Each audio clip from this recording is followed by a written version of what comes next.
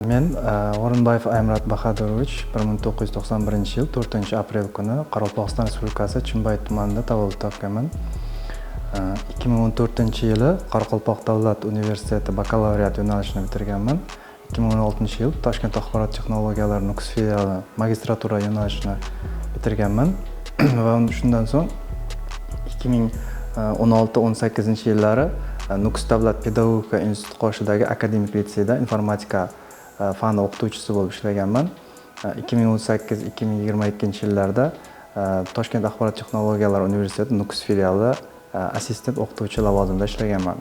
2022-2024-yillari Toshkent axborot texnologiyalari universiteti tayanch doktoraturada tahsil olganman va 2025-yildan hozirgi vaqtgacha Nukus davlat texnika universitetida ishlab kelmoqdaman. Ilmiy tadqiqot mavzuim elektr energiyasini uzatish xarajatlarini optimallashtirishning matematik modeli va algoritmlari mavzusida ilmiy rahbarim fizika matematika fanlari doktori professor Utyo'liyev Netbay Utyo'liyevich. Ilmiy tadqiqot ishining dolzarbligi shundaki, bugungi kunda bizga ma'lumki, energiya yetishmovchiligi nafaqat respublikamizda, balki butun jahonda kuzatilyapti. Bu shu jumladan energiyaning barcha turlariga, xususan elektr energiyasi sohasiga ham ta'sir qilmoqda. Ya'ni bugungi kunda o'sha elektr energiyasini har bir kilovatni tejash bugungi kunda juda dolzarb masalalardan biri hisoblanadi va mana shu asosida ilmiy tadqiqot ishimiz mavzusini tanlab olganmiz. Tadqiqotimiz ilmiy yangiligi texnik cheklovlarni hisobga olgan holda iste'molchilar talablari oldindan ma'lum bo'lgan holatlar uchun deterministik modellar takomillashtirilgan. Iste'molchilar talablari tasodifiy miqdorga bog'liq bo'lgan holatlar uchun holatlarda texnik cheklovlarni hisobga olgan holda stoxastik modellar ishlab chiqilgan. Deterministik modellarni sonli yechish uchun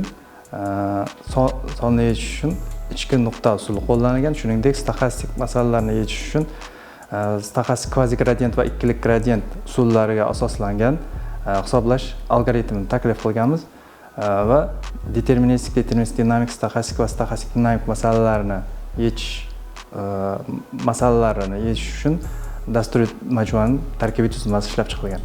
Ilmiy tadqiqot natijasida takomillashtirilgan deterministik modellarimiz Chimboy tumani elektr tarmoqlari joriy qilingan va natijada elektr energiyasi uzatish xarajatlarini 2-3% gacha kamaytirish imkonini bergan. Tadqiqot natijasida ishlab chiqarilgan stoxastik modellar va ularni yechish algoritmlari Nukus shahar elektr tarmoqlariga joriy qilingan va elektr energiyasi uzatish xarajatlarini 2% gacha qisqartirish imkonini bergan. Shuningdek, hududiy elektr tarmoqlari Qoraqalpog'iston bo'limi hududiy filialida ham joriy qilingan. Natijada elektr tarmoqlarini loyihalashga ketadigan mehnat sarfini 10% gacha, vaqt sarfini 15% gacha qisqartirish imkonini berdi. Ilmiy tadqiqot ishimiz jamiyatimiz uchun juda katta foydali deb hisoblayman. Bizga ma'lumki, o'sha elektr energiyasi ishlab chiqarilgan elektr stansiyalarda ishlab chiqiladi. Undan so'ng dastlab kuchaytiruvchi transformatorlar orqali yuqori kuchlanishga o'tkaziladi va shundan so'ng uzatish liniyalari orqali dastlab shahar tashqarisidagi podstansiyalarga, undan so'ng shahar ichkarisidagi podstansiya, transformator va iste'molchilarga uzatiladi. Mana shu jarayonda biz aynan shahar ichkarisidagi podstansiya, transformator va iste'molchi tomonlarini qaraymiz. Chunki bu yerda tarmoqlanish juda katta bo'ladi va u yerda past kuchlanish bo'lganligi sababli yo'qotishlar va yo'qotishlar bilan bog'liq xarajatlar katta bo'lishi mumkin.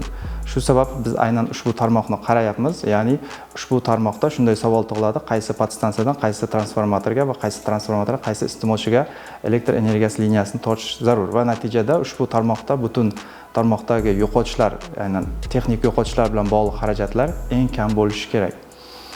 Ushbu tadqiqot ishimiz natijasida aynan elektr energiyasi uzatish xarajatlarini kamaytirish imkonini berdi. Ya'ni bu qanday ta'sirni o'tkazadi? Ya'ni bizga ma'lumki, o'sha elektr energiyasi uzatuvchi korxonalar bor, hududiy elektr tarmoqlari korxonasi bor. Uni vazifasi o'sha elektr stansiyalardan elektr energiyasini sotib oladi va iste'molchilarga sotadi.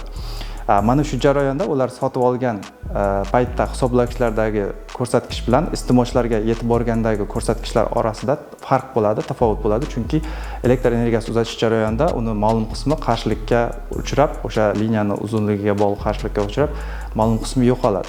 Va mana shu yo'qotishlar baribir o'sha hududiy elektr tarmoqlari korxonasiga tushadi va shu kungacha davlat tomonidan ushbu xarajatlarni qoplash uchun subsidiyalar ajratilgan va shuningdek hozirgi kunda ushbu xarajatlarni qoplash uchun elektr energiyasiga bo'lgan tariflarni ham oshishiga sababchi bo'lishi mumkin.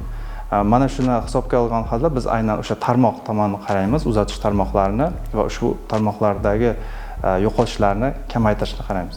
Kelgusida ushbu tadqiqotimizni kengaytirish niyatimiz bor, ya'ni xususan bu yerda hozirda biz aynan shahar ichkarisidagi podstansiya, transformator va iste'molchi tomonini qaraymiz va kelajakda aynan elektr energiyasini ishlab chiqaruvchi stansiyalarni ham hisobga olib modelni kengaytirish, shuningdek energiya resurslarini boshqarish masalalarni ham qaramoqchimiz va shuningdek sun'iy intellekt va mashinali o'qitish algoritmlariga asoslangan holda o'sha energiya resurslariga bo'lgan talabni ham hisobga olish masalalarni qarashni rejalashtirganmiz.